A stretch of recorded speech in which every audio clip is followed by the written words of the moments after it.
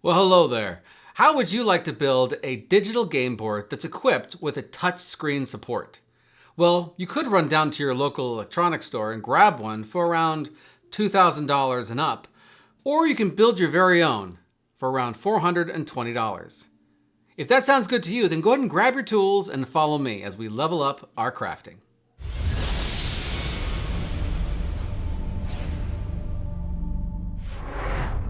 My name is Tom Tobar, and welcome to Level Up Crafting.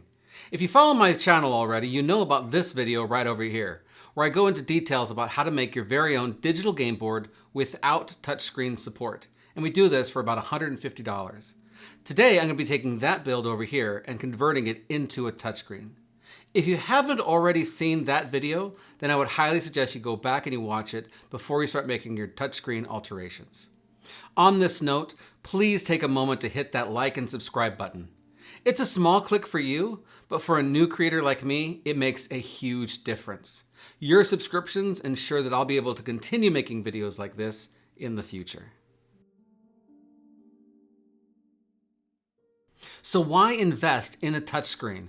First off, there are a number of really great and amazing new softwares that are just starting to break into the market. Many of these capitalize on the use of miniatures at the table. Items like Fog of War, adding spell effects, and many other options make it so that a regular game with miniatures at your table can be transported into a whole new level of play and immersion. One of the additional benefits of having a touchscreen is that you can forego the use of miniatures altogether. Instead of investing into a 3D printer, miniature files, and materials, you can instead invest that same money into digital icons and run them at your table just like you would miniatures. Now, I love miniatures, but there's a limit to the amount of space and genres that I can keep track of. I love the idea of being able to play games that are modern, like Kids on Bikes, Candela Obscura, or Call of Cthulhu, without the need to invest tons more money and space into a whole new set of miniatures. If you're just getting started, then it might make more sense to invest the money into a touchscreen digital game board than to invest that same money into 3D printing and all the other supplies. Even though it breaks my heart, and it kind of hurts a little bit. So now that we've gone ahead and talked about all the reasons why you might want to get a touchscreen digital game board, let's go ahead and see where I'm starting with in my project and get ourselves started. So here's the original digital game board that I've been using for the past 5 years. There have been a number of really amazing stories that I've told at this table, and I've learned a lot about woodworking and about the TTRPG hobby as well in that time.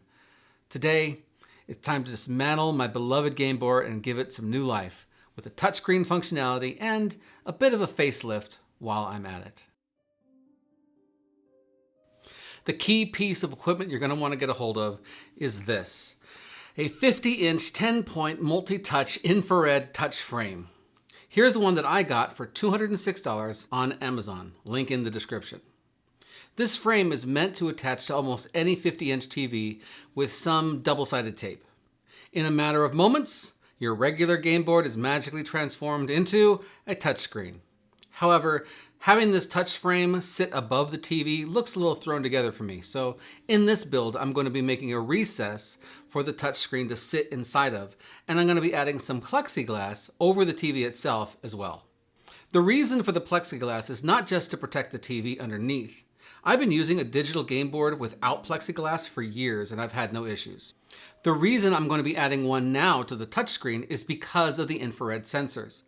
TVs naturally have a lip between the frame and the screen. Add an additional lip for the sensors, and now the infrared laser tries to track the miniatures through the legs instead of at the base. This makes it harder for the software to track your miniatures that are on the table. Plexiglass provides a flat surface, so it's easier for the lasers to see what they need to in order to track a little bit easier. The plexiglass I got from Home Depot cost me $60, and that's for a 0.093 thick clear acrylic sheet. This brings me to a total cost of $150 for the original game board, $206 for the touchscreen, and $60 for the plexiglass. $416. Now that we know what equipment you're going to need to get yourself started, let's go ahead and head into the workshop and start this build. The first thing I'm going to want to do is dismantle my old frame. It's important to label each edge piece so you know which side is up and which pieces fit back together. Otherwise, you're going to have a very hard time putting Humpty Dumpty back together again. Now I'm going to measure the thickness of the touchscreen with my combination square, and then I'm going to transfer this measurement to the inside top of my wood frame. This measurement will tell me where the frame ends and where the plexiglass needs to begin. If you're interested in any of the tools that I'm using in this video, they'll be listed in the description of this video. Now that I know where I want the plexiglass to begin, it's time to make the cuts in the frame where the plexiglass will slide into. I'm only going to cut a groove into the wood that's about 1/4 of an inch thick, or roughly 1/3 of the way through the wood. I'm going to make this groove on all of the inside pieces of my frame. Once I've cut all the grooves in the wood frame, I'm going to move the table blade over just a smidge to make the groove slightly wider. The reason for this is that I know the blade I'm using is about the same size as my plexiglass.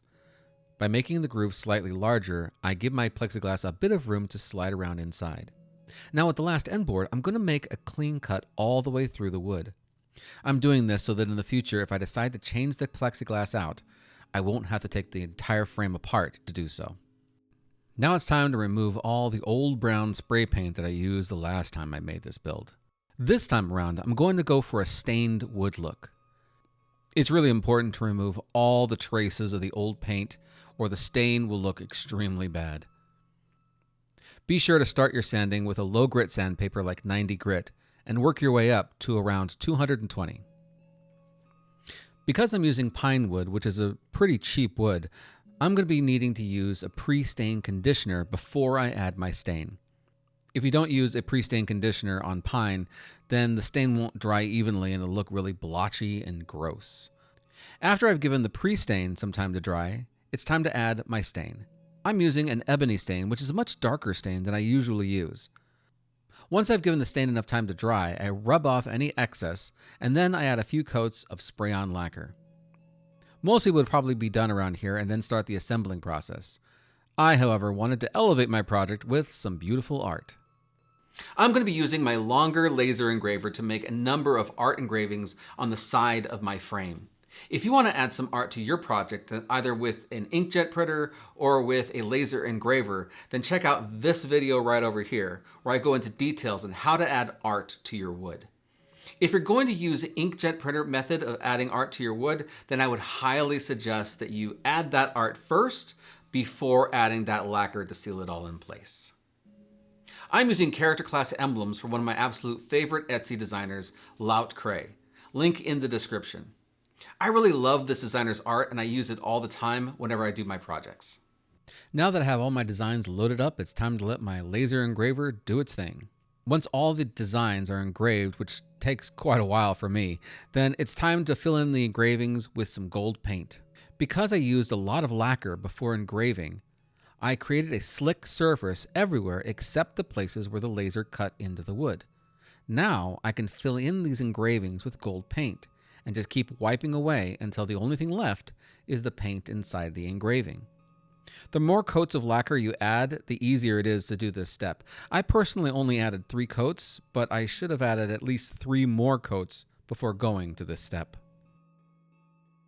This part of the process can take a lot of time, but it is well worth it. Now it's time to put the whole frame back together, but as you can see, I've made my first real mistake. The pocket hole is at the top of the frame, which looks pretty bad. So it's time to throw that piece away and replace it with a brand new piece. In order to use a pocket hole jig, it's first important to know the size of the wood that you're going to be using. This piece of wood is 3/4 of an inch thick. This means that all of the devices need to be moved to their 3/4 mark. That's both the drill bit and the tool. Then attach your pocket hole jig to the wood, clamp it in place, drill some holes, and now you've completed putting in some pocket holes into your new piece of wood. This is my pocket hole clamp, and let me tell you, it is one of the absolute best tools that I have whenever I do pocket holes. Believe me when I say that putting together these projects with this clamp makes things so much easier. With the frame in place, it's now time to start measuring out the inside of the frame for my plexiglass insert. Remember, I also need to add an additional 1/4 inch to each side of my measurement so that it fits inside the grooves that I made earlier. There are a few ways to cut down plexiglass. First is to use the table saw, which is what I'm doing here, which is a bit messy and I had to go slow, but it's great for cutting down long pieces like this to the size that I need. Now that I've finished making my first large cut, it's time to take it over to my frame and make sure that everything fits snugly. Perfect fit. And now onto the other way to cut plexiglass. First, I'm going to make a mark with a razor at where I need to make my cut. Then I clamp down the plexiglass using a long straight edge. With everything in place, I need to make long, shallow cuts into the plexiglass to serve as a breaking point. My mistake here is that I went way too hard with my razor and it went off target a little bit. As you can see, this is why the plexiglass did not snap cleanly for me. I should have taken a much slower approach with much less pressure. Not to worry, nothing some needle nose pliers and my sander couldn't work out in the end for me. Now it's time for me to go back and fill in those pocket holes with pocket hole plugs. Just some simple glue and the plugs, and that's all you need to do. Sit back and wait. After the glue's dried, it's time to sand everything down nice and flush, and then go back and apply stain and lacquer all over again. At this point, we're in the home stretch. Final assembly. Start by placing the TV on its face. Add some spacers all around the TV to account for the space needed for the plexiglass and for the touch frame. Then we simply slip on the frame on top. Once it's all in place, add the supports for the TV. You can either add a long support across the back like I'm doing here, or you can add individual supports like I did in the original build. With the supports in place, it's time to flip everything over and start cleaning up the top with Windex. Plexiglass comes with a protective film on both sides of it. We're going to need to remove that in order to make the final installation for our Gameboard. Now it's time to slide that beautiful plexiglass right into place. I'm going to drill a very small hole into the plexiglass and the table. One small screw is all that's needed to hold the plexiglass into place. And now comes the easiest part of it all. Place the touchscreen frame on top of the plexiglass and plug everything in. If you've done everything correctly, then the frame should be flush with the top of the frame and look absolutely beautiful. I hope you've enjoyed this video and found it helpful in building your own projects. In the end, I didn't need to add the additional artwork on the side of my Gameboard, but I absolutely love the way that it turned out. Taking the extra time to add a little bit of art and color to your projects is always worth it. I'm really looking forward to using my new Gameboard to tell even more captivating stories at my table. Who knows? Now that my table is so flexible, it might be time to run some of those gaming systems that I've been putting off. Call it Cthulhu, anyone? If we've inspired you to build this project yourself, we'd love to see it. Share your photos of your project online with us at the hashtag #ProvaLevelUp. Who knows? We might even feature your masterpiece in our next video. Until then, we wish you the very best of luck in all of your adventures, and we'll see you next time when we level up our crafting together.